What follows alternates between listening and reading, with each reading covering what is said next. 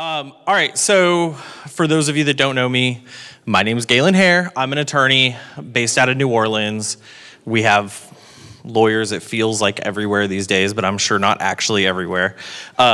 Texas, Alabama, Mississippi, Louisiana, Florida, in the Midwest, and then up on the East Coast. So before we get started, well, I don't see Cal or Melanie. I wanted to say, we do our own summit, and these things are exhausting, and they take a lot of effort. So when you guys see Cal, Melanie, or Sean, I want to just stop for a second, tell them what you think. It means a lot more to them than you realize. I've been watching them running around, putting out a million fires, and this stuff is not easy. The other thing I want to do before we get started is make a confession, which is I did not prepare this presentation. I decided to see how this new AI thing works. So we just plugged in the topic, we plugged in some subtopics, and we spent a grand total of like 7 minutes making this PowerPoint slide. So the caveat, like the ethical issue with AI, right, is that sometimes it's just wrong. So listen to me. If I say something different than what's up here, listen to me, okay? That's the way this goes. That is the ethical way to use AI, is you have to have a human looking behind it and making sure it's accurate. If you don't do that, then you shouldn't be using it. And, you haven't heard any presentations on that yet. I don't think you're gonna hear them this week, but in the next year and a half, I would be shocked if you go to these different things, like when the Storm SRC, whatever it is, I would be shocked if you do not start hearing multiple presentations on how AI is gonna change everything. And it is, but you have to pay attention. So, we decided, without a computer's help, that the topic we were gonna discuss today was business interruption. And we wanted to do that for a couple of reasons. How many of you work commercial claims? Ever? Okay, a decent amount of you. Nothing wrong, by the way, with working residential claims. I personally prefer them because you actually get to see people get back in their homes. But when you work a commercial claim, business interruption is always something you have to think about. It might not exist in every claim, but you have to consider it in every claim. What do I mean by that? You have to see if it exists in the policy to begin with, and you have to think about it every step of the way. If you get a claim on day one and they haven't had any business interruption loss, you still are not done. I was just looking at that building while Todd Stern was presenting. And he was talking about all the different things they were gonna have to do to this roof. Now they're gonna have to replace the metal decking, they're gonna have to go do this and that, and I'm looking at all this stuff inside there, and he's talking about forklifts moving, and I'm like, geez, how are they gonna operate while they do this job for a few weeks? Well, they probably aren't, right? So again, even on the back end of the claim, when they think they've already assessed everything, they probably have to loop back and talk about business interruption. So one more caveat before we get into it. If you are a contractor, yes, you are not calculating business interruption. I don't want you to.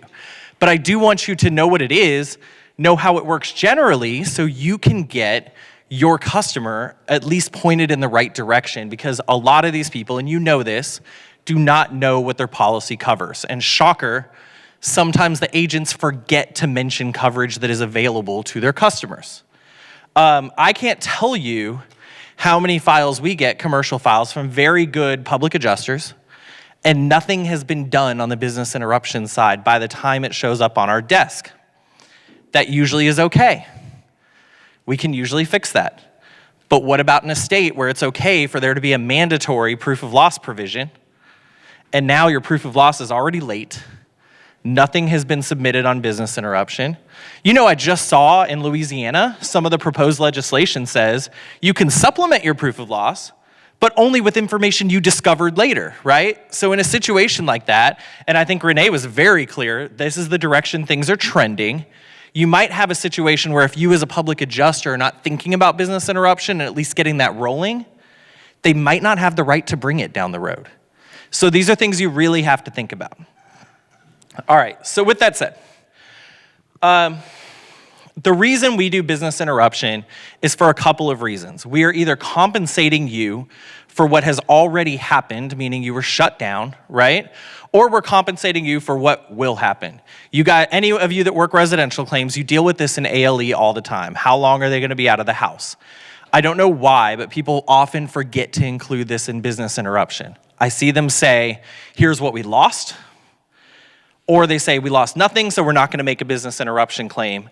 And then down the road, I look at your estimate and you have them basically rebuilding the entire building from the ground up. And I'm like, well, that's weird. What's the plan for how they're gonna operate? All right, so what we're gonna spend most of our time talking about today is calculating business interruption and kind of some individual concerns that you might have to think about, okay? So the first thing you're gonna consider, obviously, is the length of the interruption. You need to think about the type of business that is being covered, because this is not one size fits all. We all make money differently, right? A retail store makes money by selling things. A manufacturing facility has to make those things first, right? And you also will have different long-term effects. A big box Walmart, if they are closed for 2 weeks, will probably continue to make money once they reopen, right? But a mom and pop retail store might lose all their clients to that big box retail store. So you have to look at the unique things about that business, and you have to take those into account. You need to think about those. And again, I'm not suggesting that you as a contractor or even a public adjuster go calculate those things for the insured, but I am suggesting you get them thinking about these things, because they are ultimately, your insured is going to be one of your best resources for dealing with business interruption. I promise you, no one knows how they make money better than they do. Although sometimes it feels like they don't. If you ask the right questions, you'll be able to pull it out of them. And again, the final thing is going to be the extent of the damage or the disruption, right? Very, very different business calculation. You were closed for 2 days because of the storm versus, well, you were closed for kind of 3 weeks and then you were able to halfway open and then you kind of had a tiered scaling up. Trent and I represented a manufacturing facility, and ultimately they ended up having to close because the disruption was just too long. They were not able to continue going. All right, so you have to have a solid understanding of all the company's financial data. So again, if you're adjusting this, if you're taking on the adjusting role in business interruption, you have to get the financials of the company. I can't tell you how many I've seen where they just ask the client, how much money did you lose? No. That is not the way this works. You do not ask them how much money, because how many of you have actually had to adjust a business interruption claim? Okay, great. Go ahead, holler out. What is the first thing they ask for on the carrier side when you send them a number? Perfect, right? So profit and loss statements. They want the actual financial data. So please, before you submit a number, go ahead and get the supporting documents so you know that it meshes, right? I understand if you're not an accountant, but get the supporting documents from your client when you make your submission. Do not end up on the back end, because here's the other thing, right? People make things up. They just do. They might not even be lying. You might say, how much money did you lose? Oh, I think I lost $100,000. Well, if you don't go get the supporting documents on the front end, that number may not be accurate. And now you may have compromised your entire claim, not just your business interruption claim, by making a submission that was not accurate and might not actually be based on any real data. Business interruption is hard because you guys are doing estimates all day, but this actually is based on data. There certainly are some subjective elements, but there are real numbers that you have to take into account. Okay, so you have to look at your business interruption coverage provision in your policy. They very rarely are the same. Again, because you're looking at commercial policies, in many states, they're not necessarily the strictly prescribed forms. They're not identical. You're not gonna look at the same 1 or 2 business interruption provisions. In fact, you might have, so this contingent business interruption coverage is fantastic, right? How many of you have ever actually dealt with contingent business interruption coverage? That means when nothing happened to your building at all.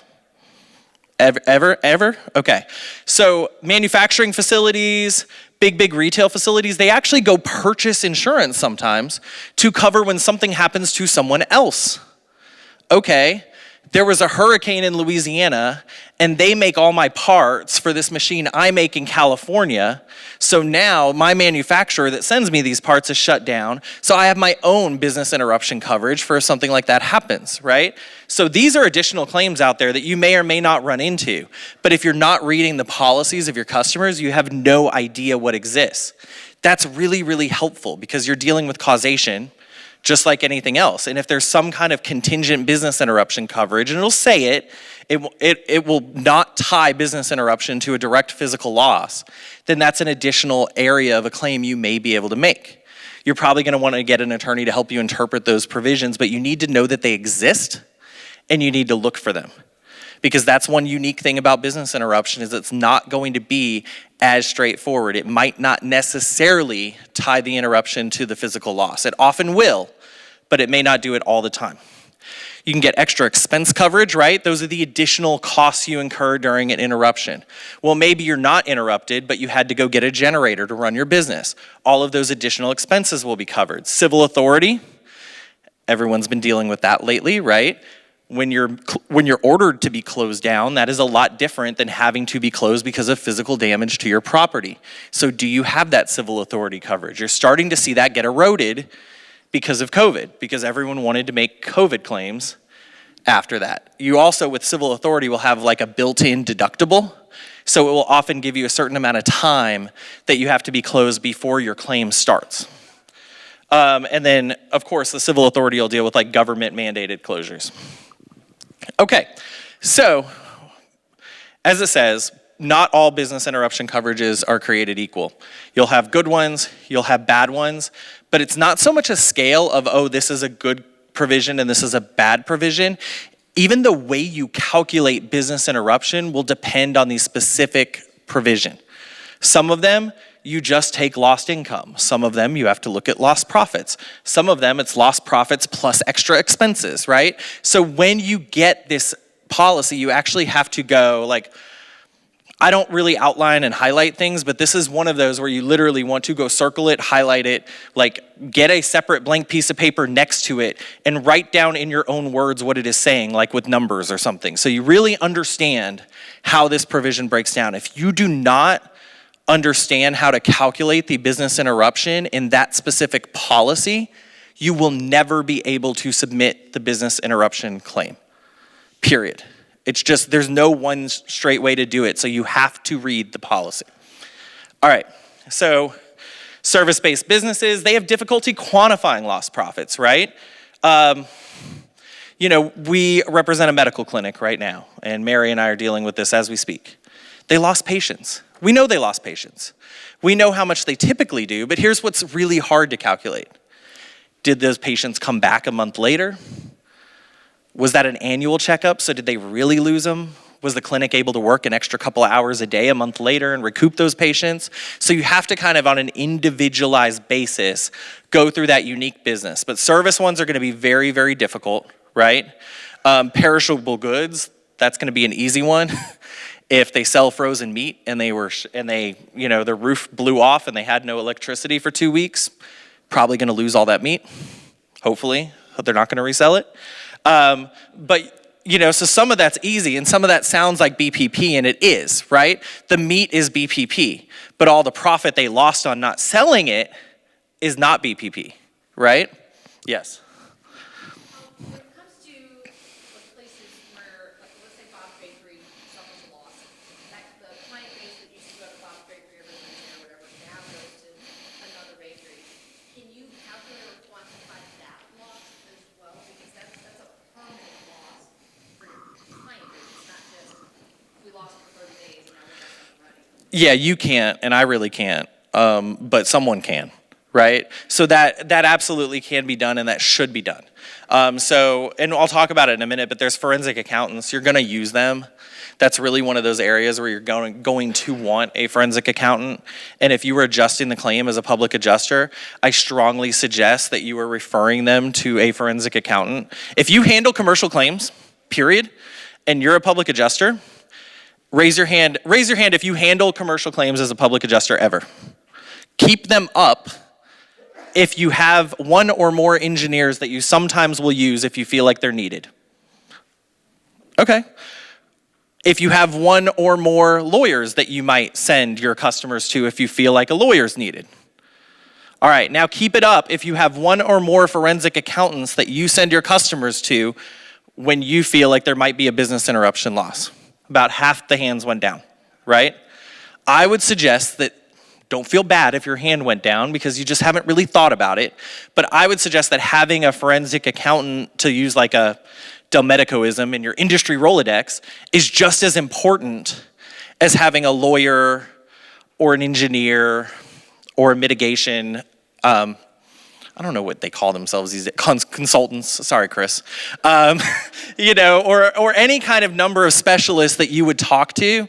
I would suggest you need a forensic accountant that you just feel like, you're comfortable sending your customers to. That doesn't mean you necessarily have to take that burden onto yourself. And ideally someone where you can make a quick phone call like, hey, I'm looking at this weird thing. Can you tell me like what the general calculation, so I can talk to my customer about whether it's even worth it, right? So I think you need to have that person in your Rolodex as a general basis. And we're gonna go through the general ways you do this, but I'm not suggesting, like, you're all gonna leave hating me if you think that I'm suggesting you have to go calculate these things yourself. Like, I would actually suggest that none of us in this room are probably qualified to do so unless it's a very straight, easy loss to calculate. Like, we have those. Sales are always this. They flatlined while the business was closed. They came right back to where they were right after. That might be easy.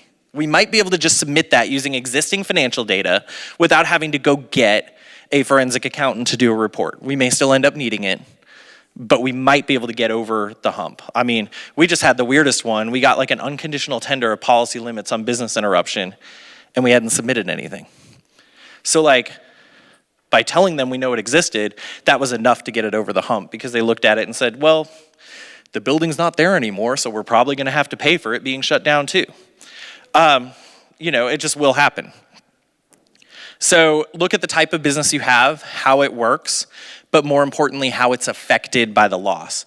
And guys, like, just before you get too negative on this, especially public adjusters in states where you are adjusting this claim and charging a percentage, these are often huge compared to the actual physical structure loss.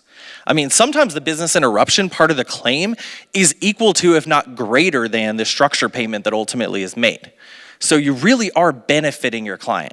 And even as a contractor, that is just knowing that your customer needs to go have that conversation is huge for them, because if they down the road decide they're gonna do upgrades or something like that, they now have money to do so. Or either way, they're gonna know you as the contractor that pointed them in the right direction, so they got all their lost business income. So this is just about like when this comes up. It won't come up often, but when someone asks you about purchasing business interruption coverage, this is a conversation that they really need to have in depth with their agent. This is not like you know how it's purchased these days, like, hey, I need an insurance policy, right? They actually want to go through what their business is, how they make money, what they're worried about losing, and they want to make sure they have business interruption coverage that actually considers those things. Because these policies are so weird and these provisions differ so much, I've seen businesses get a business interruption coverage provision that really doesn't apply to them. So like in your Bob's Bakery example, there's like a carve out saying, we don't care about like lost future business, it's just what you lost in sales during the time period you were closed. Well, I would tell Bob's Baker's agent that he made a big mistake, right? So again, just encourage your customers to have those conversations with their agents when they're purchasing insurance anyway. That's one of my favorite things to do, is like when an existing client says, hey, we're gonna renew, is I kind of go through, well, let me talk about all the things that didn't work well about your policy now. So maybe when you go back to your agent, you wanna have those things. Okay, so look, this can be complex and challenging. So again, I'm not suggesting you need to do it yourself if it's too hard. But the biggest issue is you're gonna look at the extent of the interruption, right? And how it's gonna affect the actual finances of the business. Estimating the costs with resuming operations. So going back to Todd's example, right? I'm imagining they're gonna set up some kind of temp building, so there's gonna be a cost of putting that up. There's gonna be a cost of moving everything over. There's gonna be a lack of productivity while they're doing that. And then they're gonna, again, have to dedeploy I don't know, there's a better word for that. But they're gonna have to take all that down and move back again. So that might be difficult. So again, that's a business interruption issue potentially, but you might be working with the contractor to figure out what that cost is gonna be to set all those things up, right? So there's going to be overlap. So it's not necessarily just gonna be an accountant. Like, that's where you may come in as an adjuster or even a contractor, is figuring out what the actual extra expenses are gonna be for the business interruption. Make sense? Yes? I saw you touching your nose. So if you're reaching policy limits on the structure itself, do you think that it's possible that sometimes like the pack out and pack that and things like that, or the transport of the goods could be covered under business interruption if you're like maxed out? It depends on the provision. If you have a provision that says extra expenses to continue operation or to resume operation, you may have some availability there. Huh? Or to relocate, but again, it's all about resuming operation, right? It's not as much about relocating. It's not that the business is trying to move, it's that the business is trying to operate. You see, I'm not suggesting you get to avoid limits on your contents pack out, but I'm suggesting if you have a provision that allows you to, in addition to that, recover extra expenses for resuming operation, that may be something that you need to consider. So I don't know, in my example with Todd's building, I don't know why you would put that under business personal property for a pack out or even structure if you have a provision that lets you recover extra expenses to move everything over. You see what I'm saying? All right,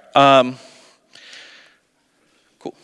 All right, so as I was saying, there you go. Look for extra expenses as a result of the covered loss and evaluate what coverage that should be under. So you predicted my next slide even better than AI did.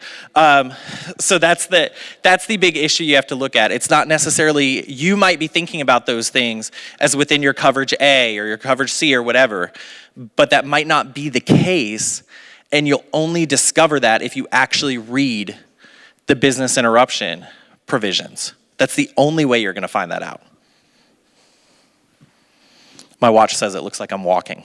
All right, so, all right. So we kind of talked about that. So what I was gonna say though is if you don't identify those things, if you don't go and find those extra expenses, that is a huge financial loss to your customer. It is a huge financial loss to your customer. And it's one thing if ultimately your customer cannot be made whole because they have a bad policy. That's unfortunately, they just failed to purchase a good policy. It's another thing if you have done everything you can to bring it across the finish line and you could not get it there. But if you were sitting on a policy with this type of coverage and you are not exploring that with your customer or your client, then I would suggest that whatever role you're in, you're not necessarily doing a good job for them. And it's a big thing at our firm, right? Like we get these policies and like I kind of freak out on attorneys if I'm looking at the demand or whatever and there's no business interruption. Maybe there shouldn't be, but I wanna know that it was looked at and I wanna know that it was analyzed. And I will tell you, it's almost 100% of files we get that whoever the referral was, if it was a public adjuster or the like, have not looked at this in advance of sending it to us. There was one public adjuster, they would just send it to us because it had business interruption. They didn't even want to look at it. Well, that's cool, but it took them 6 months to a year to send it to us. So by now, we get this file and now we're litigating and we're in discovery. And what do? We get like 30 letters from the carrier saying, hey, we need all this stuff so we can calculate your business interruption. And the public adjuster's just like, I don't do that. That's not my job. Well, maybe you can't calculate it. Maybe you're not a forensic accountant, but it's your job to look out for your client's best interest and to help shepherd the claim. And for God's sakes, to avoid a denial for non-cooperation. They don't know what that means. They think you're helping them, right? I mean, how many of your clients, they trust you, right? How many of your clients really call you and say, hey, my dear trusted public adjuster, I'm worried you're walking me into a denial for non-cooperation. It very rarely happens. All right, so as I was gonna say, you might need a professional for that, okay? So if you're gonna litigate it, you will need a lawyer just because you're gonna litigate it. But generally speaking, a forensic accountant, even if they're not designated as a forensic, do we know what forensic means these days now that we all have engineers everywhere? Right? Forensic means the mythical ability to see back in time. No, or to recreate something that happened is what I meant, sorry. They might not be a forensic accountant, that might be okay. But I will tell you, and any of my lawyers will agree, the accountant that your customer has might be completely incapable of calculating business interruption. Melanie says incompetent. She's not wrong. I try to be nice on stage. I'm being recorded. But it is true. They might not have the skill set to calculate business interruption. But here's the deal. Your client is going to immediately tell you to call their CPA because they don't handle this stuff. So you have to feel that out. And that's one of the reasons we're kind of covering the generals here, is if you know from listening to me talk for virtually no time, if you know more than the CPA knows about calculating business interruption, you need to get them in the hands of someone that can do it, okay? We have one CPA, poor guy, like, he works with one of our clients, he's their CPA. We asked him to help us calculate business interruption. I don't even think he knows at this point we hired someone else and moved on. We're still waiting on his report. It's been a year. It's not gonna happen. He sent us financial reports and we're like, great, except here's the policy provision. We need to know what the actual losses were. And he goes, well, can't you figure it out? Sure, I'll get someone that can. But you need to use someone that can, okay? So a forensic accountant will be able to help you with that. Because it's complex, because it's challenging, you want someone that specializes in analyzing financial data. But as I said, there will be overlap. So business interruption is not a part of coverage that you just get to hand off to someone else and let them handle, right? It's not like, you're not hiring someone to come do a pack out and figure out what the contents are gonna cost. If there are aspects of the business interruption claim that involve other issues like putting up a temp building or mobilizing things, your accountant is not gonna be able to help you with that. He doesn't know. So you actually have to also work with the forensic accountant hand in hand, right? All right, but here's where they will be really good. They will help you identify the elements of the business that you're not necessarily able to calculate. Lost profits, extra expenses, other economic damages. So Bob Baker, right? All of these forensic accountants have these schedules. Here's what we expect the average business to grow in this region, in this economy. So we would expect them to not only have I demonstrated that they lost $100,000 a month in failure to sell croissants, right? But I know that next month we would have expected them to sell 102,000. And the month after that, we would have expected them to sell 104,000. So the fact that they flatlined, not only am I going after the 100,000 a month they missed, but there was an expected growth. These forensic accountants have those actuarial tables and they have those things available to them and they can write a report along those lines. I cannot write that report and I think almost no one here can write that report. But they do have those things available to them. So again, it's money well spent as long as you find someone you trust and that you can work with to go get those things, because they're also gonna look at average economic growth. They're going to be able to write a report that deals with expected economic downturn. Who thinks the economy is about to get a lot stronger? Very few people. That's something you're gonna wanna take into account in a business interruption claim, right? I think I talk about it in a minute. Okay, so you have to collect all your financial statements, your tax returns, any other relevant financial records. The forensic accountant you work with will be able to help you get there, but you need to go ahead and collect those things on the front end because the carrier is gonna request them, okay? And again, who here has actually worked with a forensic accountant on a business interruption loss? Okay, was it a fast process or a slow process? Excruciating slow usually, right? You do not put yourself in a position where while you're waiting for the forensic accountant to finish his report, you are not cooperating with the request from the carrier. I promise you they will not move quickly either. So just get them the documents. You probably will still beat them to getting an actual number submitted, okay? But get them the documents they request. So again, when I get that file down the road, or any other lawyer does, there's not 30 letters in the file saying, why aren't you giving me the financial documents I'm requesting? All right. Contracts, invoices, receipts.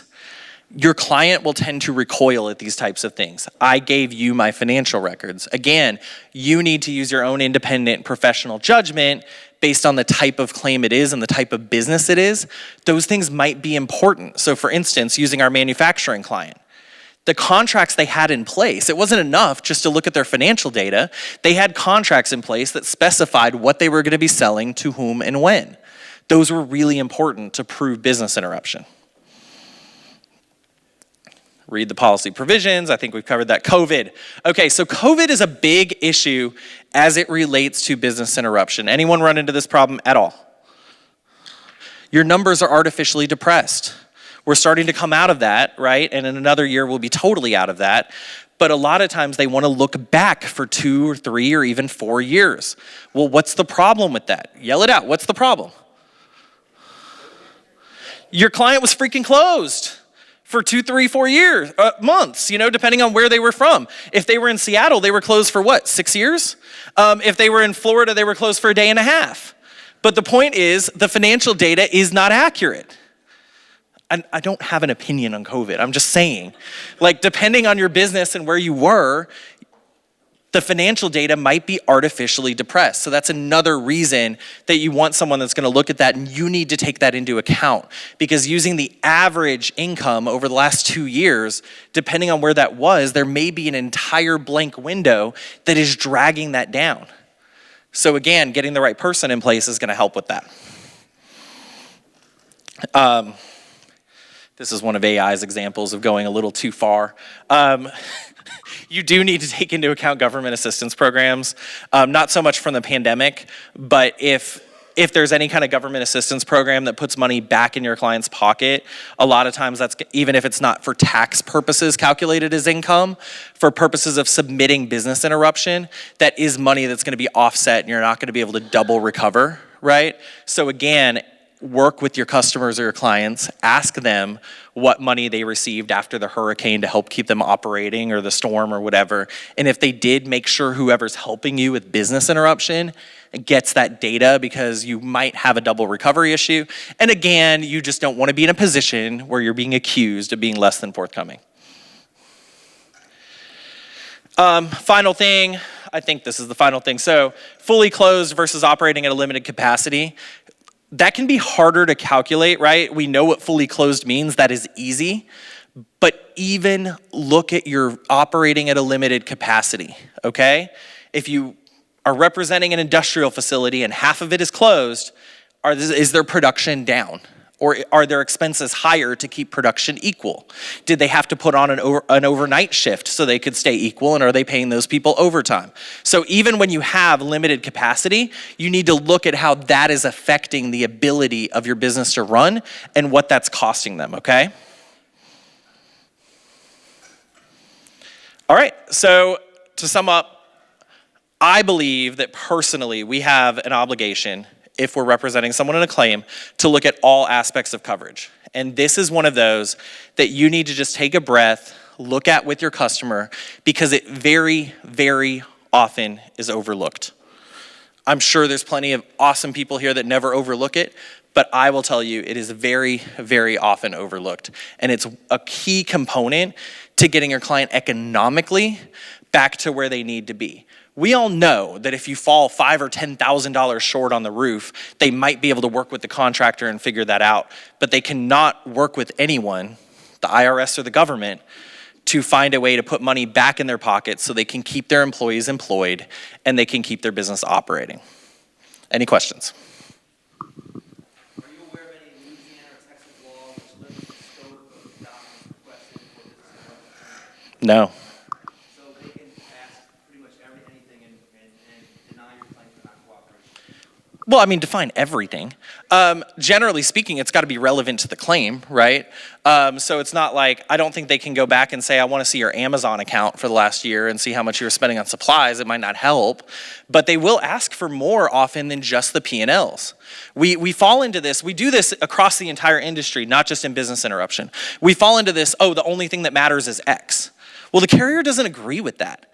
And if we're right, then great. But if we're wrong, We don't look great with our customers, right? So I tend to err on the side of, we'll give them everything that's relevant. Am I giving them my client's personal tax returns for a residential claim where there's no ALE or business interruption? Hell no, I'm not, okay? But am I giving them a lot of financial information on a commercial business interruption? I'm basically giving them whatever they want because they want to see the whole overview of the financial perspective of the client. Make sense? Well, if they don't exist, then they're not cooperating, right? But if you feel like it's overbearing, then that's the moment that you kind of bring in, even if you're not referring it to an attorney, that's the moment you bring in an attorney and say, hey, Sean, I got this really weird request. It feels ridiculous. What do you think? You know, I would always get another professional's input on something like that if you feel like it's too much. But our theory tends to be, give it to them. Let him hang himself. You just said it yourself. They're bringing in forensic accountants. Good. That's what they should be doing, right? And we know that they're not necessarily, just like they only bring in engineers to pay for claims, like we know that's not really what's going on, right? But at the same time, they do now have a competent, allegedly, qualified professional to calculate business interruption on their own. They went and got that person. So if we give them the documents that they're requesting, as long as I said, they're not just so abusive, then they're gonna have trouble getting up in front of a jury and explaining why they didn't pay. All right, thanks guys.